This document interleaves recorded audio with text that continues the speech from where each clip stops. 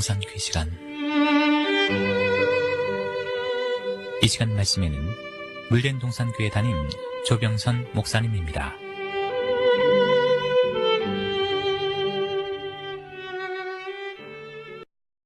할렐루야, 평안하셨는지요? 무더위가 기승을 부렸지만 그런대로 서서히 기온이 내려가는 것이 느껴집니다. 지난주 저는 계시록 9장 황충제양 1, 2절 말씀을 통해서 첫 번째, 황충은 무엇을 상징하고 황충의 어는 어떤 의미인가?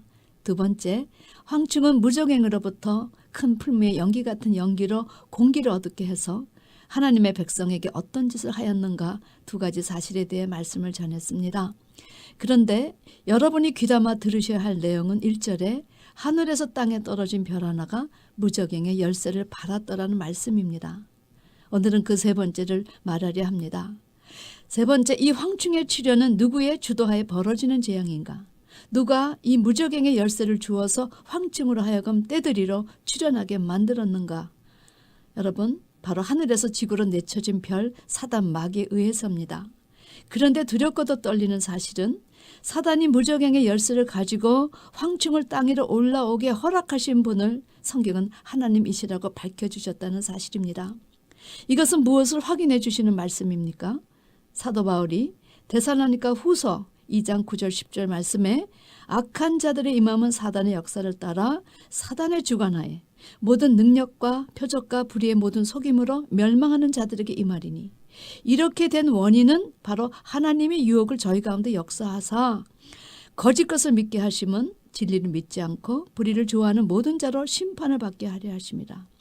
바로 적당주의로 살아가는 회색지대 백성들인 가라지들을 단으로 묶게 하기 위해서 때가 되어 나타나게 하시는 이 모든 계획은 하나님께서 주관하셨다는 사실을 제시하신 것입니다.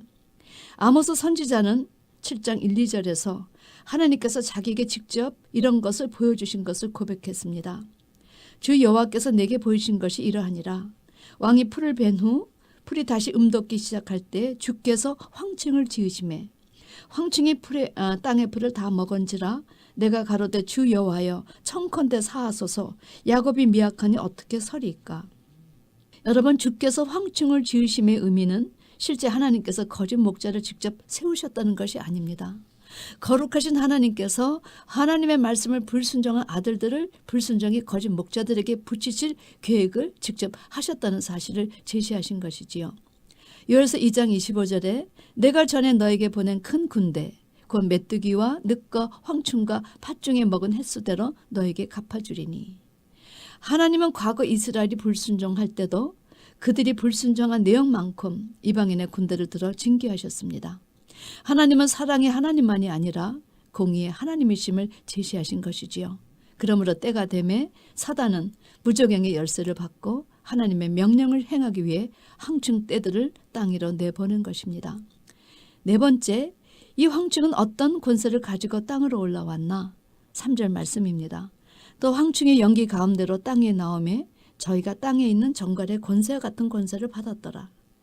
이들 황충 때는 무적행으로부터 정갈의 권세 같은 권세를 받고 나왔다는 사실입니다. 성도 여러분, 정갈의 권세 같은 권세는 어떤 권세입니까? 실제 정갈에 물리면 정갈의 독은 입이 아니라 꼬리에서 나온다고 합니다. 그런데 이 정갈에 쏘이면 마치 담배 꽁초가 살을 지지는 듯한 타는 듯한 그런 통증이 쏘인 자리에 느껴지고 주의 근육이 경련에 일어나며 혈압이 내려가는데 한 3일 간다 합니다. 그런데 데스 스토커라는 정갈에 물리면 정신이 혼미해 기절하고 구토 현상이 난 지 2시간 만에 죽는다 하지요. 그러니 여러분, 정갈의 권세 같은 권세는 이렇게 독으로 인한 통증 때문에 정신을 못 차리게 되고 서서히 죽어가게 하는 그런 권세를 말하는 것입니다. 뱀과 상통하지요.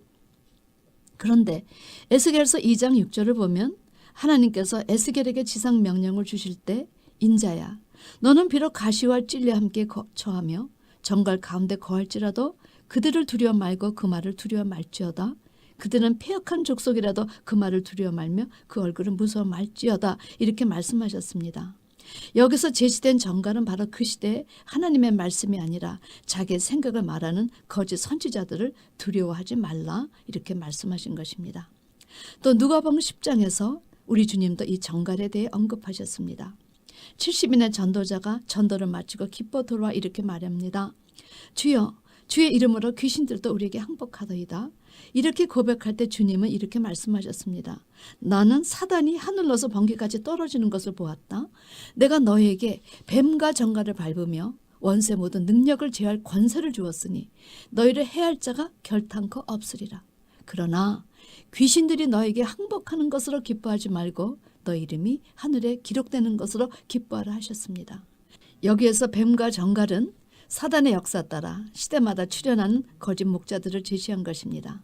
그리고 그 다음 11장 11절에서 주님은 너희 중에 아비 된 자 누가 아들이 생선을 달라 하면 생선 대신에 뱀을 주고 알을 달라면 정갈을 주겠느냐. 너희가 악할지라도 좋은 것을 자식에게 줄 알거든 하물며 너희 천부께서 구하는 자에게 성령을 주시지 않겠느냐 말씀하셨는데 여기 생선 대신에 뱀은 사단막이요. 알 대신에 정갈은 사단의 권세 따라 출현하는 거짓 목자를 가리킨 것입니다.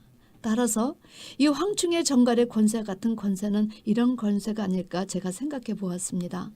과거 르호보암의 아비 솔로몬 때 성전과 자기가 거할 공도 짓고 해서 백성들로 하여금 무거운 고역과 멍에를 많이 지웠지요.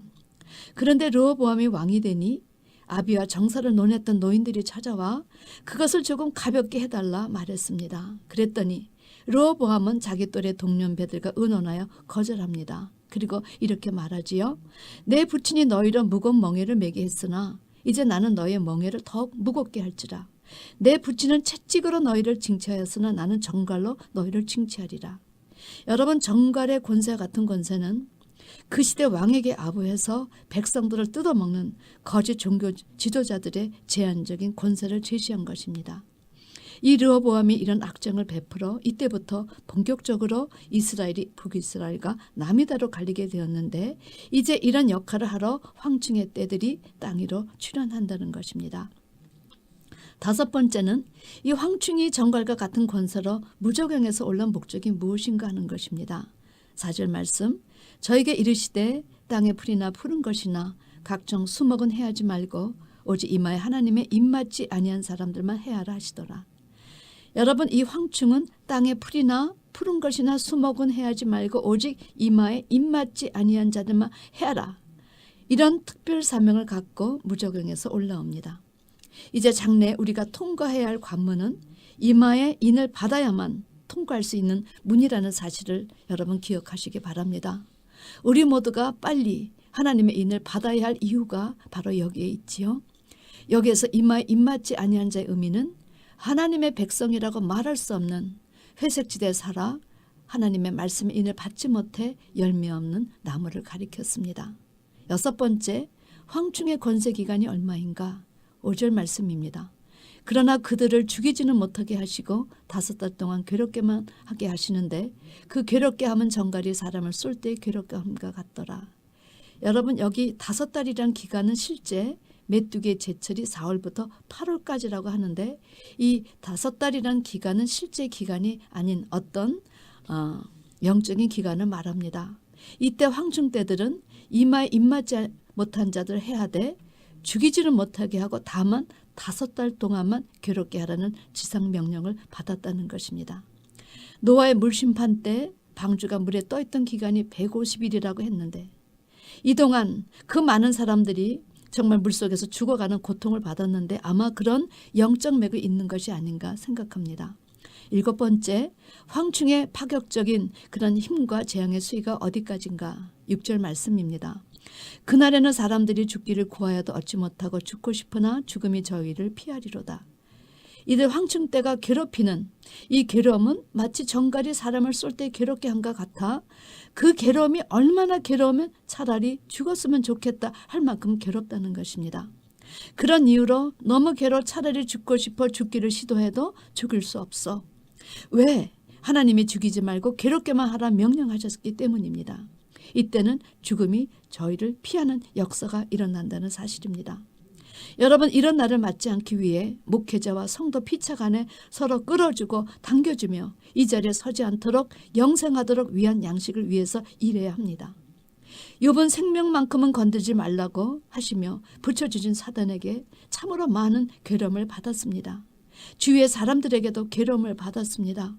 그러나 욥은 새끼 양식보다 하나님의 입에서 나온 말씀을 더 귀하게 여겼기 때문에 이런 재앙에서 남은 자, 이긴 자가 되었지요. 욥이 그 시대 어떤 삶을 살았는지 여러분 아십니까? 그는 참으로 아름다운 경건의 삶을 살았습니다. 성경이 제시하는 경건은 어떤 것이냐? 점잖게 양복을 입고 성격을 낀 외적인 모습을 가리키는가? 아닙니다.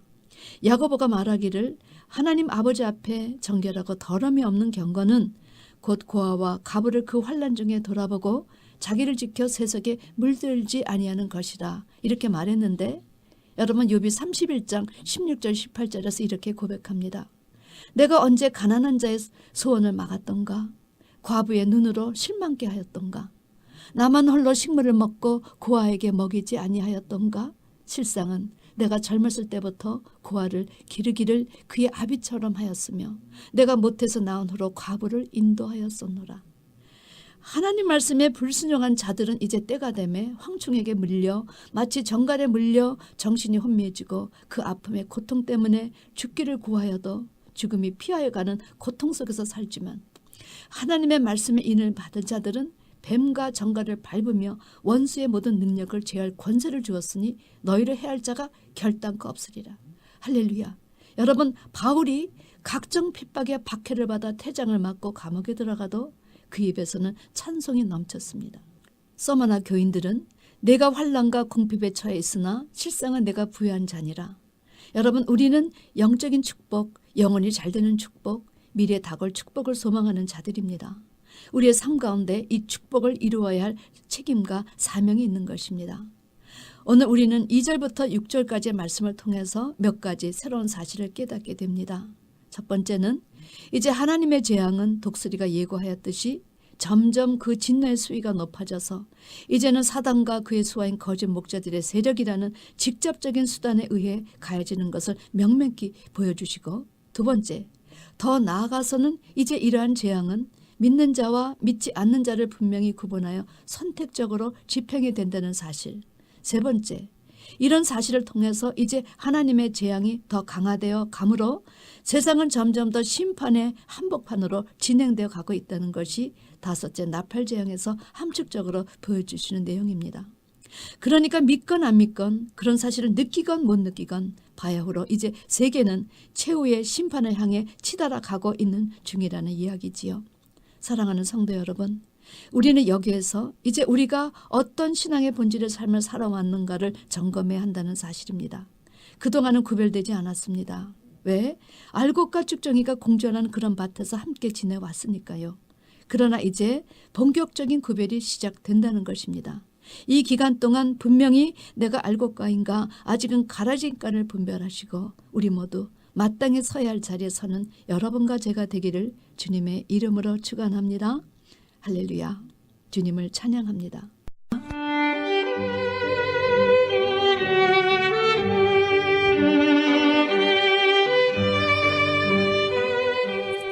지금까지 말씀에 물된 동산교회 담임 조병선 목사님이었습니다.